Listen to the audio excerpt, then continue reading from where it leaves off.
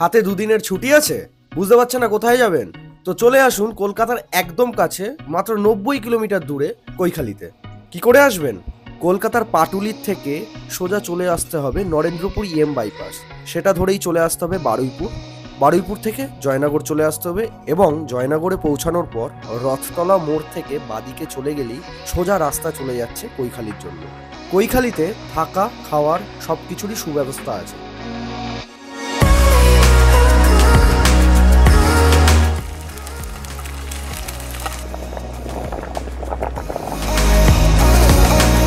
কৈখালির আসল আকর্ষণীয় জিনিস হচ্ছে মাতলা নদী, অপূর্ব সুন্দর।